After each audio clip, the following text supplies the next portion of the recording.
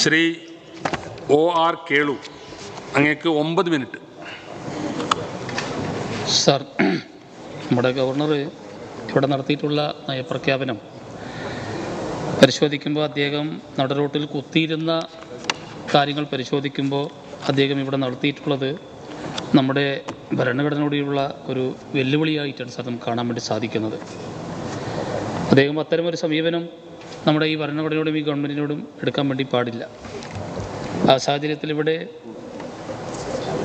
അവതരിപ്പിച്ചിട്ട പ്രമേയത്തെ ഞാനിവിടെ അനുകൂലിക്കുകയാണ് സാർ. ഈ ഗവൺമെൻറ് നേരത്തെ സൂചിപ്പിച്ച പോലെ നമ്മുടെ രാജ്യത്തിൻ്റെ ഭരണഘടനയിൽ അധിഷ്ഠിതമായി എല്ലാ മൂല്യങ്ങളും ഉയർത്തിപ്പിടിച്ചുകൊണ്ട് തന്നെയാണ് ഈ ഗവൺമെൻറ് മുന്നോട്ട് പോകുന്നത്. സംസ്ഥാനത്തിൻ്റെ വിദ്യാഭ്യാസ മേഖലയിലും അടിസ്ഥാന മേഖലയിലും ടൂറിസം മേഖലയിലും ആരോഗ്യ മേഖലയിലും അതേപോലെ തന്നെ വ്യാവസായിക കാർഷിക മേഖലയിലും തൊഴിൽ സംരംഭമായിട്ടുള്ള പുതിയ സ്റ്റാർട്ടപ്പ് പദ്ധതി ഒക്കെ കാണിക്കുന്നത് കേരളത്തിൻ്റെ പൊതുവായിട്ടുള്ള വികസനവും കേരളത്തിലെ ജനങ്ങളുടെ എല്ലാ തരത്തിലുള്ള ക്ഷേമവും മുൻനിർത്തിക്കൊണ്ട് തന്നെയാണ്. അതോടൊപ്പം തന്നെയാണ് കേരള സംസ്ഥാനത്തിൻ്റെ പാർപ്പിട പ്രശ്നം, ദാരിദ്ര്യം, മാലിന്യ സംസ്കരണം, അടിസ്ഥാനവർഗമായിട്ടുള്ള പട്ടികജാതി പട്ടികവർഗ വിഭാഗങ്ങളുടെ ക്ഷേമം, നമ്മുടെ വനിതകളുടെ പരിരക്ഷ, ട്രാൻസ്ജെൻഡറുടെ ക്ഷേമം, ഭിന്നശേഷിക്കാരുടെ പരിരക്ഷ, വയോജനങ്ങളുടെ സംരക്ഷണം, ഇങ്ങനെ എല്ലാ കാര്യങ്ങളും പരിശോധിക്കുമ്പോൾ ഒരു കൃത്യതയും വലിയ ഒരു കാഴ്ചപ്പാടും വെച്ചുകൊണ്ട് തന്നെയാണ് ഈ ഗവൺമെൻറ് കേരളത്തെ മുന്നോട്ട് നയിച്ചുകൊണ്ടിരിക്കുന്നത് സാർ. ഇത്തരം കാര്യങ്ങൾ നടപ്പാക്കുമ്പോൾ സ്വാഭാവികമായിട്ടും ഇടയ്ക്കൊക്കെ സാമ്പത്തിക പ്രതിസന്ധി ഉണ്ടാകും എന്നുള്ളത് ഒരു യാഥാർത്ഥ്യം തന്നെയാണ്. പക്ഷേ ഇങ്ങനെ നല്ല രീതിയിൽ ലോകത്തിന് തന്നെ മാതൃകയായിക്കൊണ്ട്, അല്ലെങ്കിൽ നമ്മുടെ രാജ്യത്തിന് തന്നെ മാതൃകയായിക്കൊണ്ട് നമ്മുടെ ഭരണഘടനയിൽ അധിഷ്ഠിതമായി ഏറ്റവും നല്ല ഭരണം നടത്തുന്ന ഈ സംസ്ഥാന ഗവൺമെൻറ്റിനെ എല്ലാ തരത്തിലും ഉയർത്തിക്കാട്ടുന്നതിനും പരാജയപ്പെടുത്തുന്നതിനും വേണ്ടിയിട്ടാണ് കേന്ദ്ര ഗവൺമെൻറ് ഇവിടെ ശ്രമം നടത്തിക്കൊണ്ടിരിക്കുന്നത്. അതിന് ദൃഷ്ടാന്തമായിട്ടുള്ള തെളിവ് നമ്മുടെ നേരത്തെ സൂചിപ്പിച്ച പോലെ ബഹുമാനപ്പെട്ട ഗവർണർ ഇവിടെ കേരള ഗവർണറായി ചാർജ് എടുത്ത അന്ന് തൊട്ട് നാളെ ഇന്ന് വരെ അദ്ദേഹം കേരള സംസ്ഥാന ഗവൺമെൻറ്റുമായി ഒരു തരത്തിലും യോജിക്കാതെ വളരെ ഒരു ശത്രുത മനോഭാവത്തോടു കൂടി തന്നെയാണ് കേരള ഗവൺമെൻറ്റിനോടും കേരള സമൂഹത്തോടും അദ്ദേഹം പെരുമാറിക്കൊണ്ടിരിക്കുന്നത്. അദ്ദേഹത്തിൻ്റെ പഴയകാല ചരിത്രങ്ങളും അതുതന്നെയാണ് സാർ സൂചിപ്പിക്കുന്നത്. ഈ സാഹചര്യത്തിൽ ഇവിടെ കേന്ദ്ര ഗവൺമെൻറ് ഈ കാര്യങ്ങളെ ഗവർണറെ കൂടി ഉപയോഗപ്പെടുത്തി കേരള ഗവൺമെൻറ്റിനെ പരാജയപ്പെടുത്താനും മോശമായി ചിത്രീകരിക്കാനും ശ്രമിക്കുന്നില്ലെന്നും കാണാതിരിക്കാൻ വേണ്ടി സാധിക്കില്ല. അതിന് കേന്ദ്ര ഗവൺമെൻറ് ഇവിടെ എടുക്കുന്ന ഒരു സമീപനം ഒട്ടും ആശ്വാസകരമായിട്ടുള്ള ഒരു കാര്യമല്ല. GST പ്രകാരം നമുക്ക് അർഹമായിട്ടുള്ള സാമ്പത്തിക ആനുകൂല്യം നമ്മുടെ സംസ്ഥാനത്തിന് ലഭിക്കേണ്ടതാണ്. പക്ഷേ ആ കാര്യങ്ങൾ ന്യായമായിട്ട് നമ്മൾ തരാതെ ഇപ്പോൾ സമസ്ത മേഖലകളിലും വിദ്യാഭ്യാസ മേഖലയിലായാലും ആരോഗ്യ മേഖലയിലായാലും പെൻഷൻ്റെ മേഖലയിലായാലും ഒക്കെ തന്നെ കേന്ദ്ര ഗവൺമെൻറ് ഭരണഘടന പ്രകാരം അർഹമായിട്ടുള്ള സാമ്പത്തിക ആനുകൂല്യം സംസ്ഥാനത്തിന് തരേണ്ടതാണ്.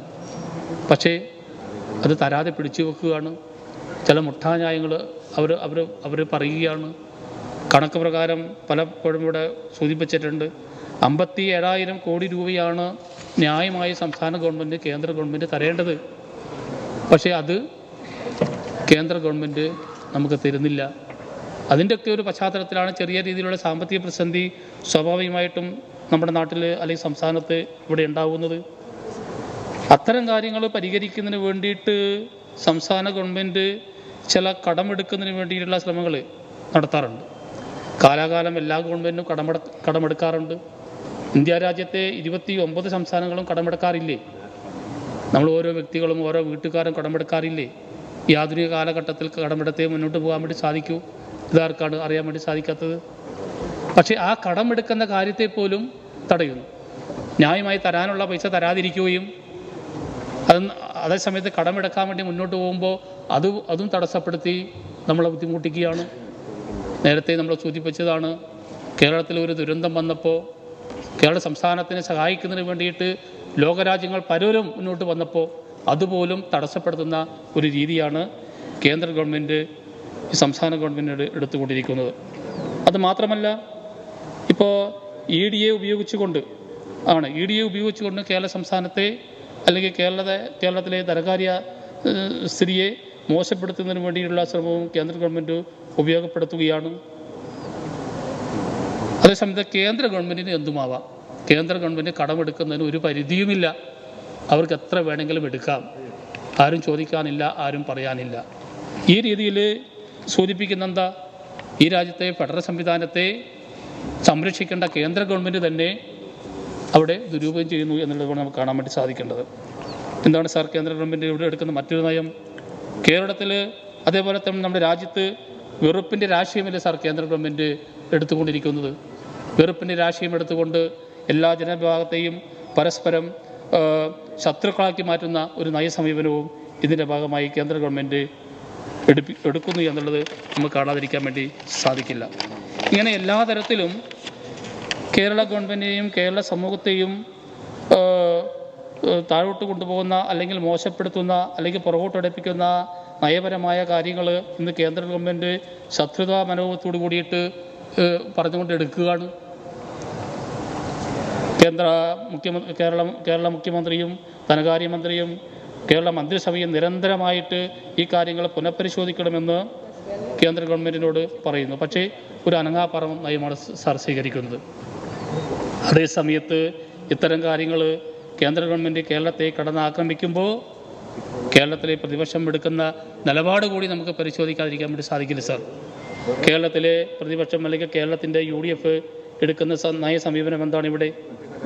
ഇപ്പോൾ ചരിത്രത്തിൽ ആദ്യമായിട്ടാണ് ഇടതുപക്ഷ ഗവൺമെൻറ് ഒരു തുടർഭരണത്തിന് നേതൃത്വം കൊടുക്കുന്നത്. അത് ചരിത്രപരമാണ്.